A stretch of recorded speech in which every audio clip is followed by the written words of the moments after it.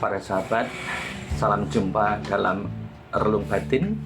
Edisi ini kita akan bicara tentang pergumulan dan pergulatan iman seorang uskup agung dari Vietnam yang bernama Franciscus Xaverius Nguyen Van Thuan. Pergumulan hidupnya betul-betul mencerminkan bagaimana iman itu merupakan suatu yang hidup di dalam diri seseorang, dan iman itu diyakini bertumbuh, berkembang menjadi sebuah kehidupan. Karena itu ada firman yang mengatakan iman itu hidup, iman itu adalah kehidupan.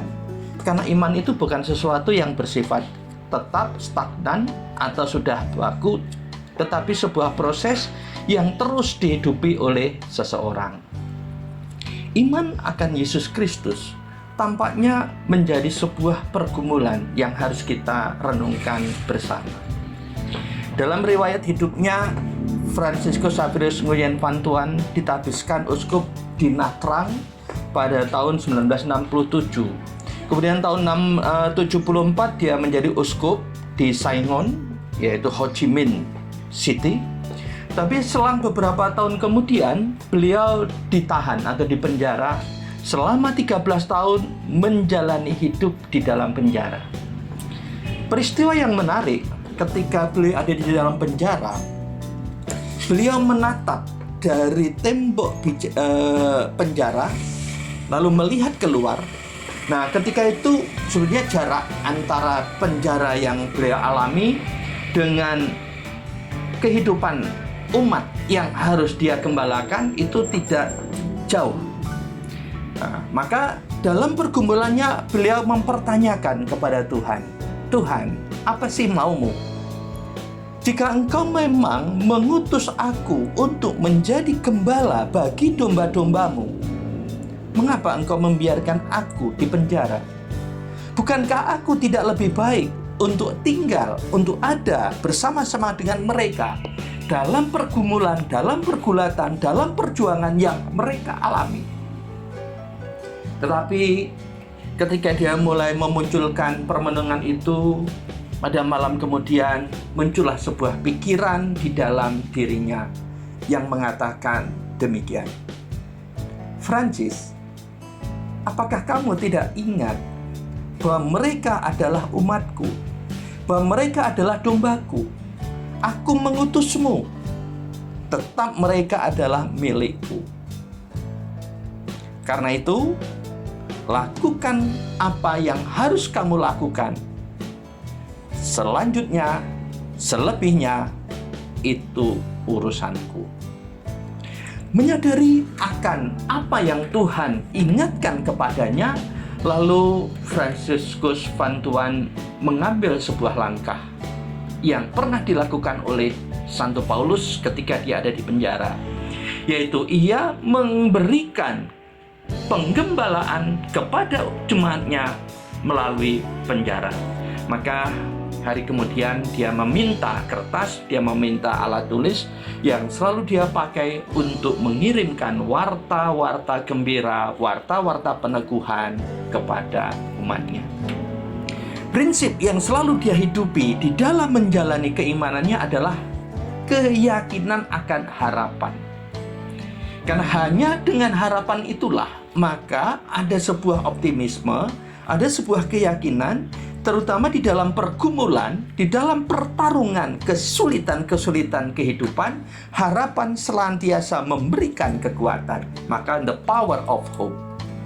Kekuatan pengharapan mendorong seseorang untuk terus-menerus yakin dan percaya bahwa apa yang akan dia raih, bahwa jalan yang akan dia tempuh, atau ada nilai kehidupan yang harus dia jalani, tetap memberikan sebuah kekuatan sehingga orang tidak menjadi menyerah.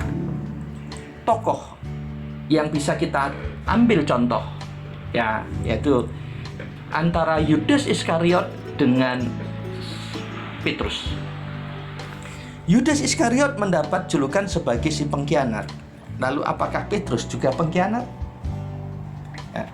Dalam Injil Matius 26 ayat 72 memang dikatakan bahwa Ketika itu Petrus ditanyai oleh orang-orang tentang Yesus, dan Petrus selalu mengatakan, "Aku tidak mengenal dia." Apakah perkataan Petrus ini bisa dikatakan sebagai pengkhianatan? Banyak orang menyimpulkan bahwa Petrus pernah berkhianat. Tetapi kalau kita mau perdalam, Petrus tidak pernah menjadi pengkhianat. Karena Petrus sebetulnya pada saat itu dia hanya tidak mau menjadi tertuduh.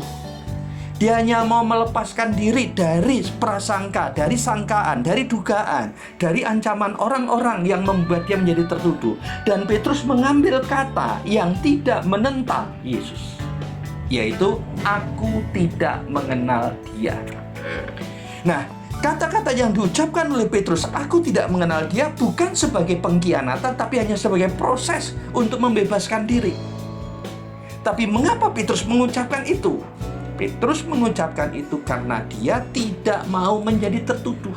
Dia membebaskan diri. Dalam hal inilah Petrus kehilangan harapan akan kebenaran Yesus. Kegagalan dalam hidup satu-satunya adalah ketika orang kehilangan harapan akan Tuhan.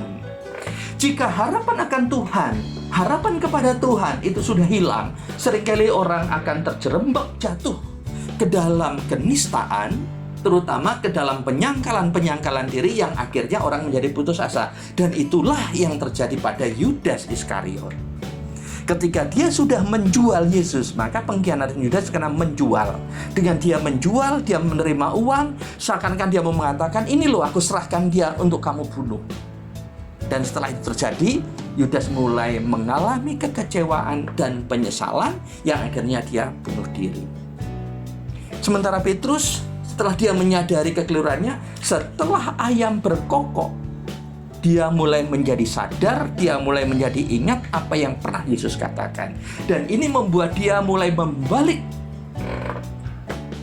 Membalik dengan begitu drastisnya. Bahwa apa yang telah dia lakukan adalah sebuah kesalahan.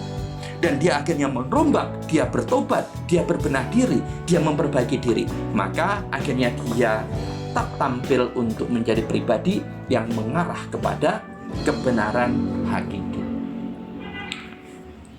Dua tokoh ini bagi saya memberikan sebuah pembelajaran yang sangat baik, bahwa dalam proses ketaatan dan kesetiaan bukan berarti orang tidak pernah jatuh. Tetapi dalam kejatuhan itu, apakah orang akan tetap kembali kepada jalan yang memang harus dia tempuh untuk pencapaian akhir. Karena itu kegagalan bagi manusia belum tentu menjadi kegagalan bagi Tuhan. Karena bisa saja kegagalan yang menurut manusia adalah ketidakpencapaian apa yang memang menjadi ukuran, tidak berarti tidak berhasil bagi Tuhan. Karena contohnya, ketika Yesus ada di kayu salib dan dia harus wafat di kayu salib, seringkali dalam perspektif manusia dia mengalami kegagalan. Tetapi itu ternyata keberhasilan bagi Tuhan. Mari kita melihat dan menata hidup ini, bahwa dalam kesulitan-kesulitan jangan pernah menyerah, jangan pernah berputus asa, jangan pernah menganggap bahwa ketidakberdayaan kita alami, ataupun tantangan-tantangan yang kita hadapi, ataupun kesulitan-kesulitan karena apa yang mau kita capai itu belum tercapai, apa yang kita inginkan tidak seperti yang kita inginkan, janganlah membuat kita menjadi lemah dan berputus asa. Tetapi tetap bangun optimisme, tetap bangun keyakinan bahwa ada harapan, ada kemungkinan bahwa di depan akan menjadi lebih baik. Bahwa semuanya butuh proses, dan proses itu yang kita tidak tahu, seringkali apa yang tidak kita duga bisa terjadi menjadi lebih baik.